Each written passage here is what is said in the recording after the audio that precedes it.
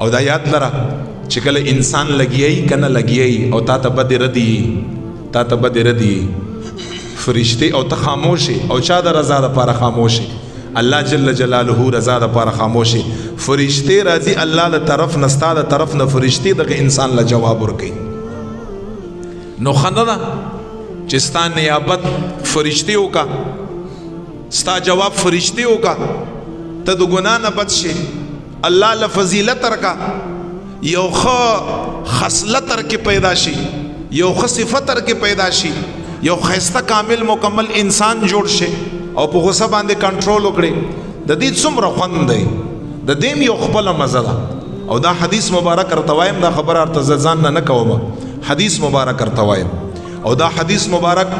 امام احمد بن حنبل په مسند احمد کې دا حدیث روایت کړی دی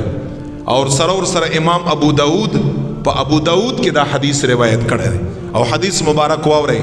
پیغمبر صلی الله علیه و آله وسلم مبارک تشریف فرما دی او سیدنا ابو بکر صدیق رضی الله عنه علیه السلام هغه مبارکم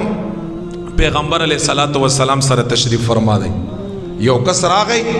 پیغمبر علیه الصلاۃ والسلام تشریف فرما دی ابو بکر صدیق مبارک تشریف فرما دی دا کس راغی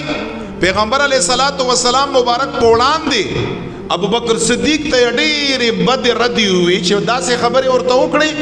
چې په هغې باندې انسان له غصه ورځي ډېرې سختې خبرې ورته وکړي بدې ردې او څو منټه هغه انسان لګیا دی حضور مبارک چې دی په خپله باندې تشریف فرما دی ابو بکر صدیق تشریف فرما دی دا کس لګیا دی او بدې ردې خبرې که ابو بکر صدیق مبارک ته ډېر ضبط او ډېر زغمل او ډېر خاموش دی په اخر کې او نبی علیہ السلام مبارک هم ناست دی خو په اخر کې ډیر وخت نه پس ابو بکر صدیق مبارک داسې یو جواب ولورکه چې مهذب جواب پاغي کې کنزل نه و پاغي کې بد رد خبره نه و پاغي کې اصلاح و دغه انسان یو اصلاحي جواب یو لورکه یو مهذب جواب یو لورکه خو چې څنګه جواب ولورکه پیغمبر علیه الصلاۃ والسلام مبارک ابو بکر صدیق مبارک نه اوچت شو تر پاتید تر لاړ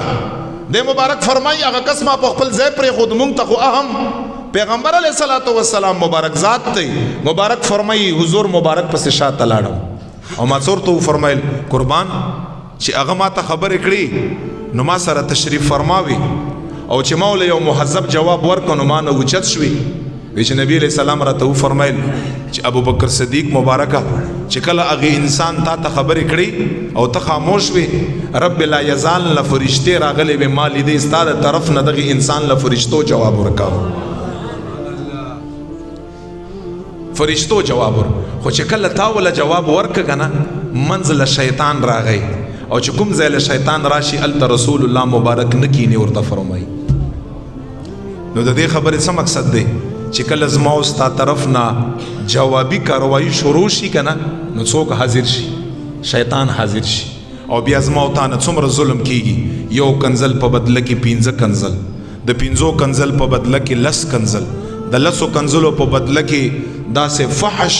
او نازیبا حرکات او خبرې چې خبره هات پای پورې لاړ شي د هات پای نه پس چې خبره ډز لاړ شي د ډز نه پس چې قتل لاړ شي د قتل نه رستو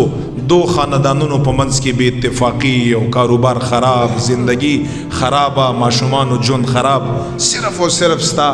د 2-3 منټو ضبط او برداشت چې هغه تا اونکه د هغې مظاهره ده اونکه څومره لوی زما او ستا په معاشره په کور کلي کې فساد جوړ شي تباکاری او بیا نسلونه دا رواني زما د استاد نیکو زما استاد غور نیکه دغه بدی او دغه دشمنی او تر اخر پورې وجسي عین موقع باندې ما او تا 2 منټه برداشت نشو کړی بالکل ما او تا چې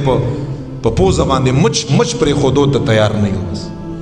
ما ته کنزل وکړو ما ته دا وکړو ما ته دا او زه تا ته کمزوری ښکارم دي دا مطلب دی چې زه ګوندې تاله جواب نشم در کولی نه دغه ټولې خبرې په خپل ځای باندې خو چې رب لا یزال مخې ته کړې او ووایي چې رب په قرآن کې متقینو صفت دا ذکر کړی دی چې څوک چا ته بدې ردې وکړه او غصه ورشي او هغه ضبط کا نو داسې ووایه چې رب مې فرمایي چې دا انسان زما د محبوب انسانانو نه دی نو په دې بنیاد باندې زنن ضبط د چا کوم ضبط د غصې کوم حضور مبارک علیه الصلاۃ والسلام چانه اوچت شوی ابو بکر صدیق رضی الله تعالی عنہ نو دی وجنا چې ما ته خاموش یو کنه څوک جواب ورکړي فرشته جواب ورکړي زما استاد طرف یعنی گویا کې الله جل جلاله د زما استاد دفاع